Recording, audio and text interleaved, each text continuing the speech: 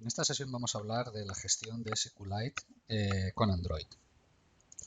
SQLite es una librería de software mantenida por este sitio oficial que implementa un gestor de base de datos relacionales. La librería es capaz de gestionar una base de datos relacional. La base de datos se va a guardar en un único fichero en el dispositivo, no es como en otros sistemas, por ejemplo, MySQL Server, MySQL o SQL Server, etcétera, que necesitan de un gestor que gestione esa base de datos con múltiples usuarios, etcétera. Esos son sistemas mucho más grandes. Esta base de datos genera un único fichero que está en un directorio del programa que lo va a usar. En este caso, para Android lo vamos a tener en un directorio de la aplicación. Y no existe una aplicación o gestor de base de datos externo. La propia aplicación que lo va a usar es el que va a gestionar esos datos. Por tanto, está adaptado para dispositivos de bajo consumo móviles, pero no únicamente para ellos. También lo puedo tener en un servidor y utilizar ese sistema de base de datos SQLite como mi base de datos por defecto. Está escrito en C, rodeado de un envoltorio de Java que lo proporciona el SDK de Android. Por lo tanto, todas las operaciones de la base de datos se van a manejar desde dentro de la aplicación utilizando llamadas a esa librería. A pesar de ser un sistema sin gestor y pequeño, puede contener bases de datos de hasta 2 terabytes. Permite campos de tipo Binary Large Object para almacenar archivos binarios como imágenes, etc. Y es posible trabajar con bases de datos virtuales en memoria sin archivo físico, es decir, que esa base de datos se gestiona en memoria sin necesidad de tener la base de datos en dispositivo físico. Bien, ¿qué ventajas tiene? Pues que ocupa muy poco espacio en disco y en memoria, es muy eficiente y rápido, es multiplataforma, no requiere administración ni configuración de ese gestor, porque no tiene gestor, y es de dominio público open source. ¿Qué inconvenientes? Pues como todas las bases de datos, pues que es necesario conocer SQL para usarlo. Todas las bases de datos relacionadas basadas en SQL Server, claro. Las claves ajenas están desactivadas por defecto. Tendremos que activar esas claves ajenas si queremos facilitar la relación entre tablas de una manera conocida en otros gestores. Está integrado y autocontenido y sin gestor externo. Al no tener gestor, bueno, pues tengo que hacerlo todo en base a las librerías externas. No existen usuarios, por lo tanto no tengo capacidad de limitar el acceso a nadie.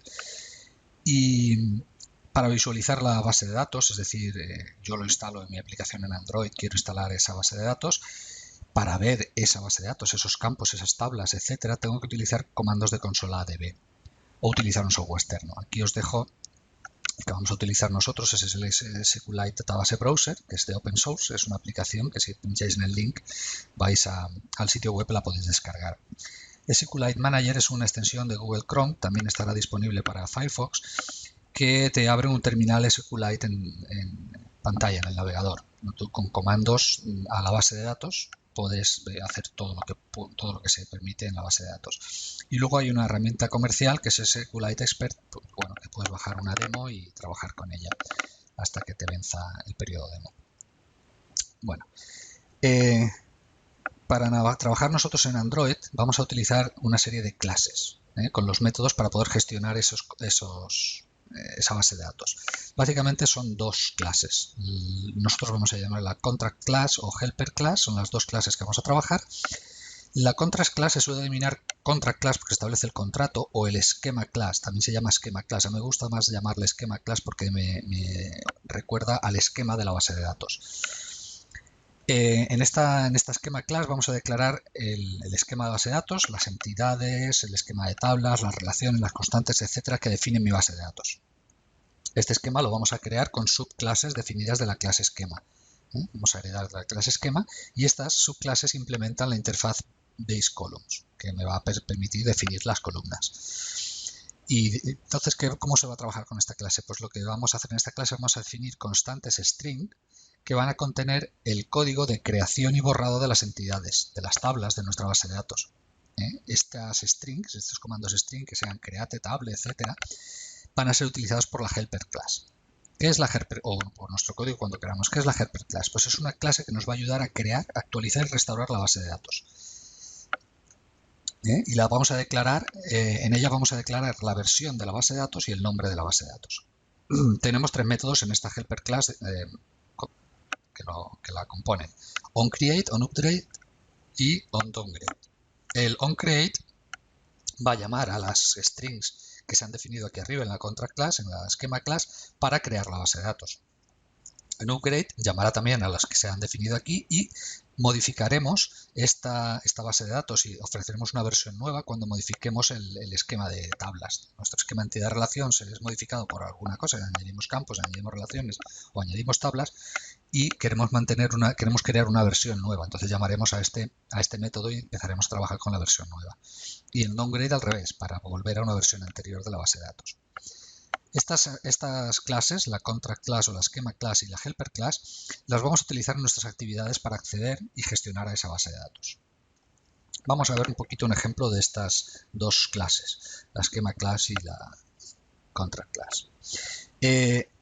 Supongamos que tenemos una base de datos que la llamamos empresa.db. Esto sería un fichero dentro de toda esta base de datos. Se vería dentro de nuestra aplicación como un fichero dentro del directorio de la aplicación, o si lo queremos colocar en otro directorio donde queramos, y vamos a suponer que tenemos una única tabla llamada personas con 3 campos: el identificador de la persona, que es un dato de tipo entero y además es clave primaria, primary key.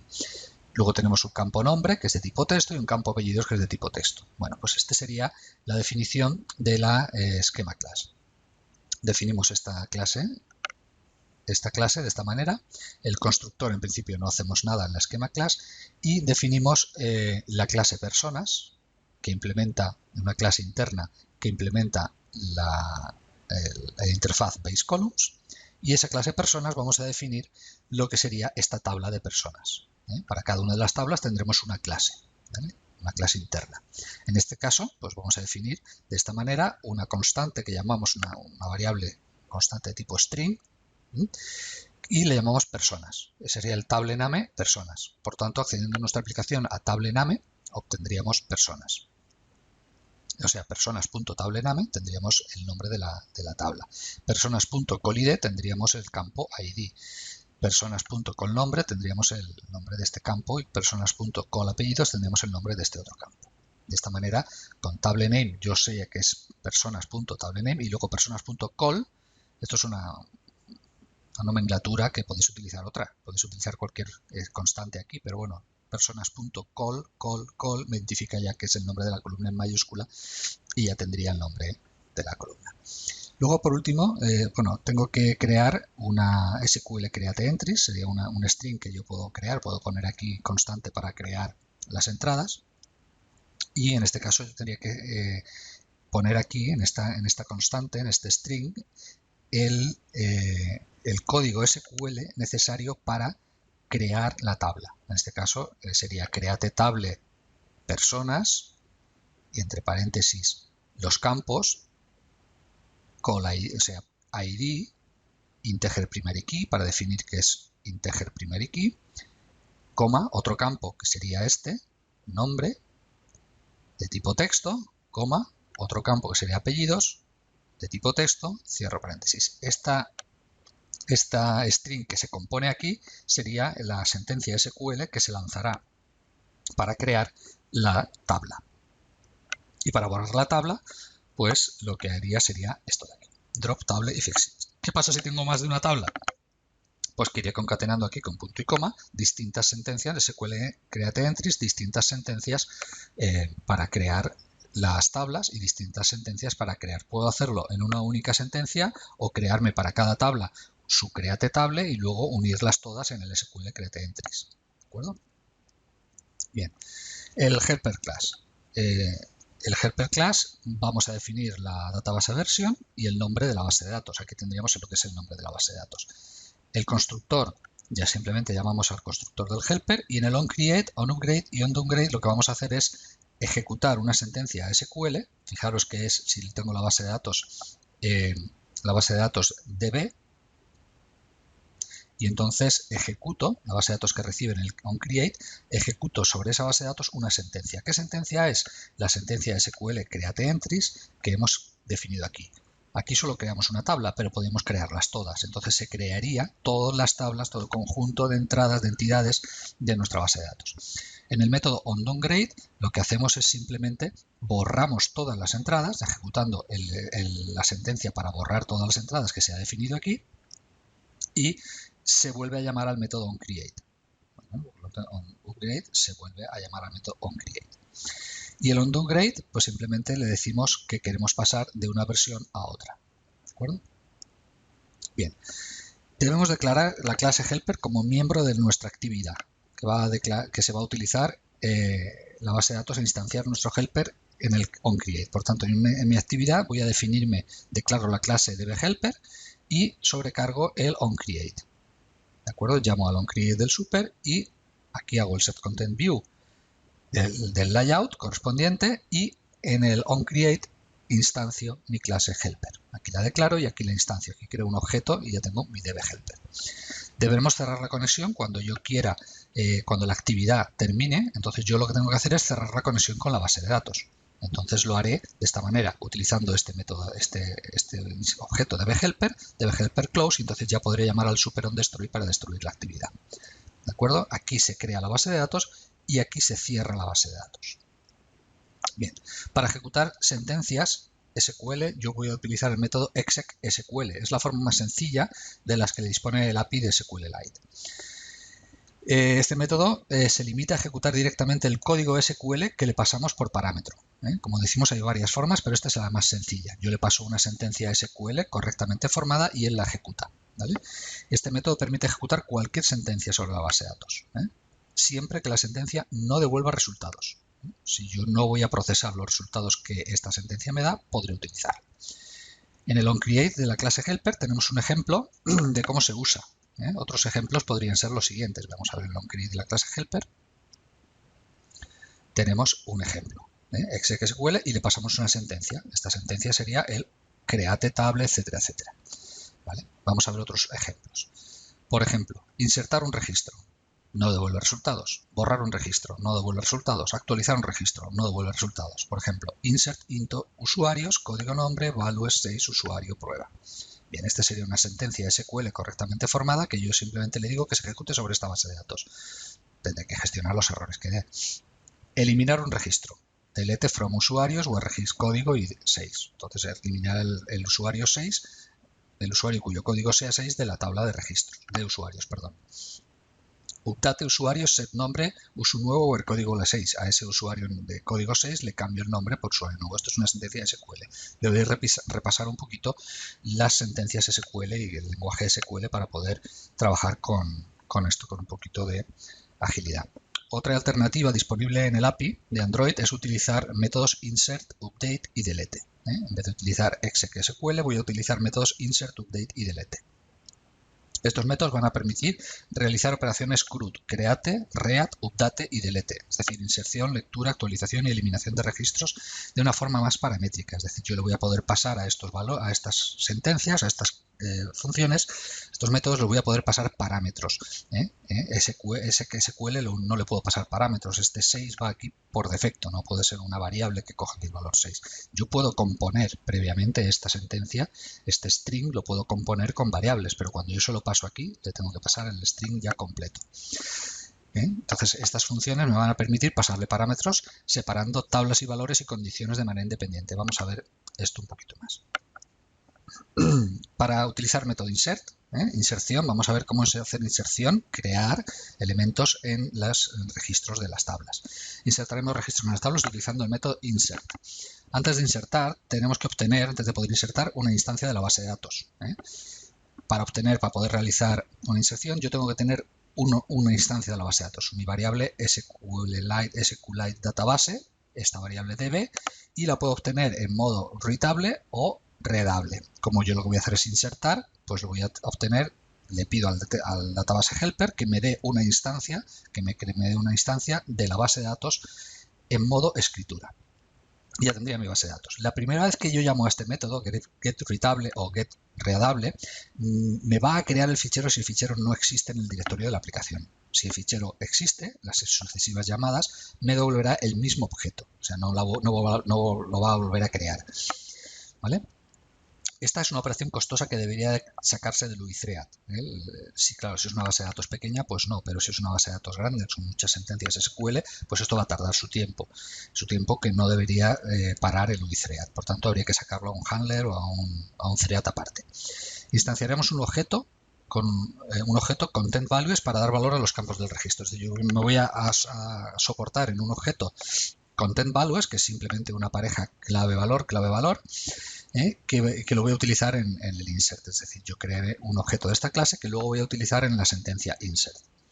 La clave va a ser el campo y el dato va a ser el valor. El valor va a ser el dato. Clave, el campo, y valor, el dato que yo le quiero dar a ese campo. Vamos a ver un ejemplo.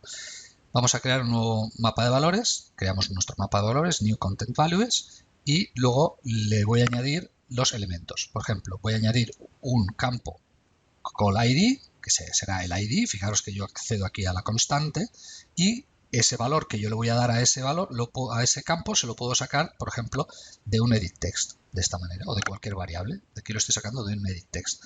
El campo nombre y el campo apellidos también los añado a ese content values, y también los saco pues, de distintos elementos de la interfaz de usuario.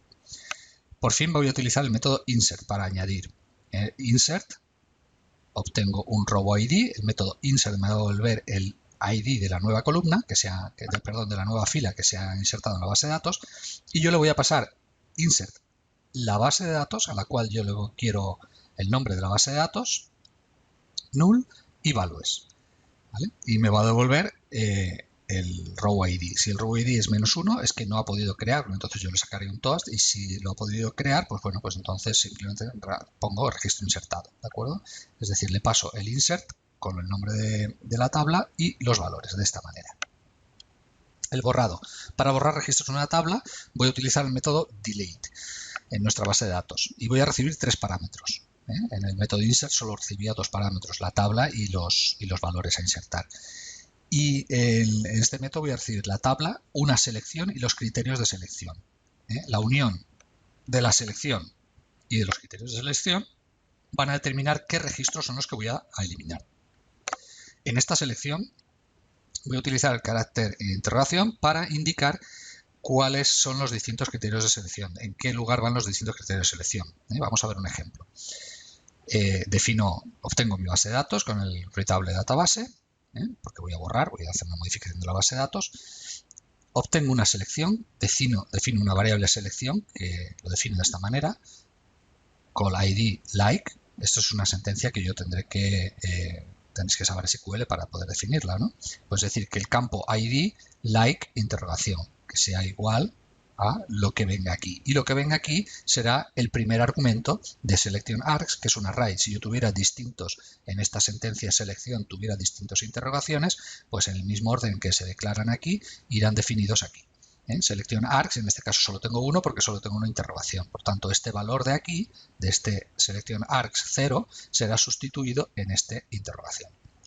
Y para lanzar la sentencia, debe delete personas, el nombre, la selección y los argumentos. Nombre, selección y argumentos.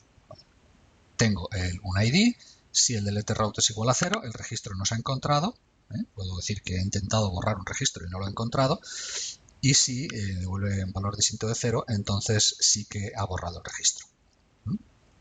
En este ejemplo se está obteniendo el dato, en la selección, el argumento que yo voy a colocar aquí lo estoy obteniendo de un edit text, ¿vale? Pero lo puedo sacar de cualquier otro sitio. La actualización. Para actualizar los registros utilizamos el método update y va a recibir 4 parámetros: la tabla, los valores, la selección y los criterios. La selección y los criterios me definen qué elementos qué registros son los que se van a ver afectados por esta actualización, y los valores van a ser los valores que van a ser modificados, los valores nuevos. La unión de la selección y criterios es lo que hemos dicho, y los valores también vamos a utilizar un content values, claves pareja valor que yo. Vamos a ver un ejemplo. Obtengo la base de datos, creo un nuevo content values, los valores, le añado nombre, lo saco de la columna nombre, le saco el valor a modificar de un edit text, y con apellidos también. Luego tengo que definir la selección. Estos son los valores. Ahora la selección, pues que el call ID like tal, que el ID de la columna sea igual a este. ¿A qué número? Pues al que viene definido en selection args. Este sería el valor que se va a poner aquí. Y por último lanzo la sentencia. El nombre, los valores, la selección y los argumentos de selección. Si como comprobación esta sentencia me devuelve 1 si se ha modificado o el número de registros que han sido modificados, ¿de acuerdo? Si esta selección define, esta selección y esta selección y argumentos me define que se van a modificar 30 registros, pues aquí debería colocarme en 30, ¿de acuerdo? Me dice cuántos se han modificado. Para leer los registros vamos a utilizar el método query, es un poco el más complejo de nuestra base de datos. El método query corresponde con una select en SQL. La sentencia select completa de la SQL aquí se ha parametrizado en distintos campos, en distintas secciones. Y vamos a verlo cómo lo hace. El método query recibe 6 parámetros. La tabla, una proyección. Una proyección no es más que el conjunto de columnas que devuelve la consulta. Es decir, yo quiero que me devuelvas la columna tal, tal y tal. Pues eso es la proyección, las columnas que yo quiero que la select me devuelva. Una selección y los criterios de selección que me definen qué registros son los que van a ser seleccionados. Y las cláusulas group by, having y order by definidas en SQL. Tenéis que conocer estas cláusulas, cómo se utilizan. La query me va a devolver un objeto de tipo cursor. Cuando yo ejecute query, pues voy a tener un objeto de tipo cursor. El return del query va a ser un cursor. ¿Y un cursor qué es? Un cursor es un conjunto de registros por el que podremos iterar. En otros lenguajes se llama record set y básicamente es el resultado de la consulta. Es decir, un conjunto de registros, un record set. En este ejemplo que vamos a ver aquí, solo buscamos una fila que concuerde con el ID, por lo que no iteramos por el cursor, no vamos a iterar por ese cursor. Accederemos directamente al primer registro del cursor en caso de haber sido exitosa la consulta. Vamos a ver el ejemplo. Obtengo mi base de datos, defino la proyección, es decir, qué columnas quiero, pues quiero la columna nombre, la columna apellidos por el ID, no me interesa, simplemente quiero saber el nombre y los apellidos. ¿Cuál es la selección? Pues que el ID sea igual al que yo quiero, por eso me interesa, porque ya sé cuál es.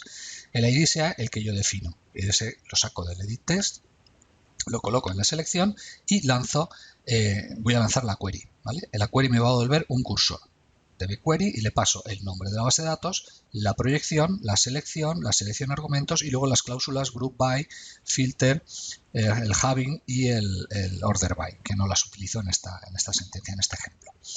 Colocamos esto, ejecuto la query y me devuelve un cursor. Este cursor tendrá el conjunto de registros que cumplen con mi selección, con mi query, ¿de acuerdo? Es decir, todos serán una serie de registros, en este caso uno solo porque solo quiero un ID y el ID es clave primaria, por tanto solo me va a dar uno, pero me va a dar solo el campo nombres y el campo apellidos.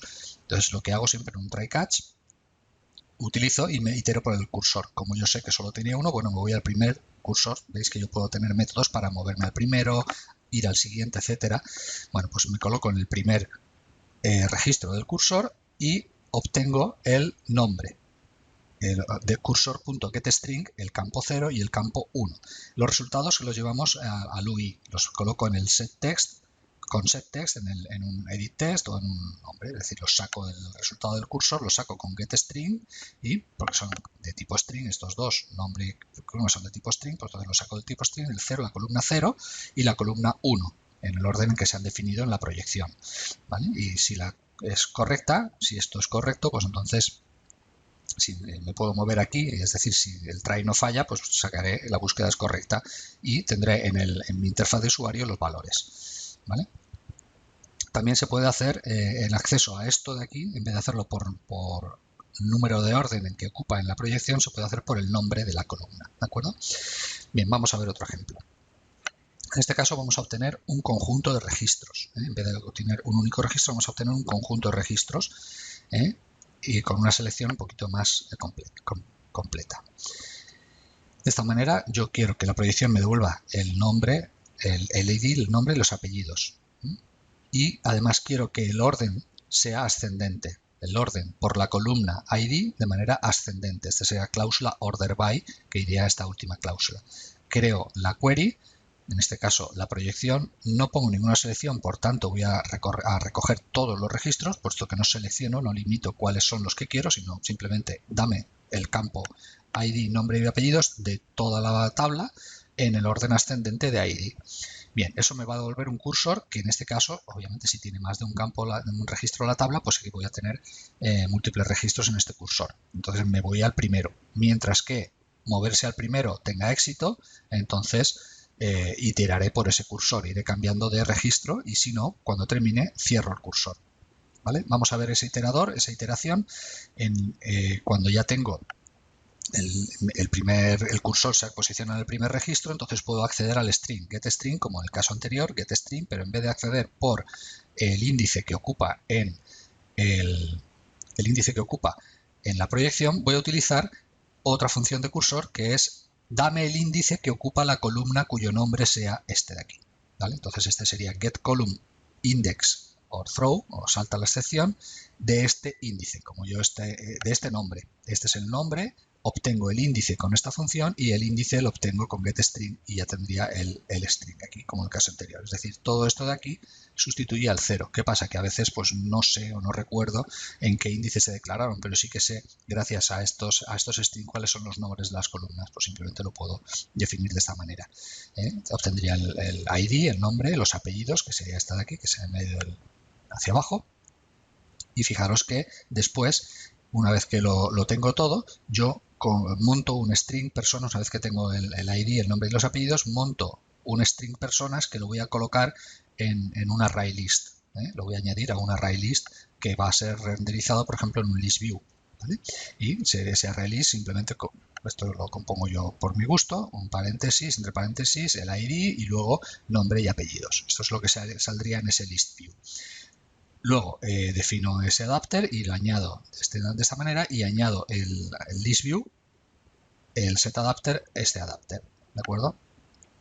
Y le añado, fijaros, aquí esto está mal escrito, pero sería el this, sería la actividad, el tipo de layout que lleva ese adaptador y all personas, que es el array list de personas que yo he ido definiendo en este cursor, porque voy añadiéndolo. Por lo tanto, en este list view tendré todas las personas con este formato, entre paréntesis el ID, el nombre y los apellidos. Bien, os dejo un ejemplo que me gustaría que descargaseis, analizaseis y ejecutaseis y en su defecto pues lo modificaseis y añadieseis alguna tabla más o pudierais jugar con él. Este ejemplo se basa en el ejemplo que hemos visto, una base de datos que se llama EmpresaDB y utiliza esta tabla de personas como hemos visto anteriormente.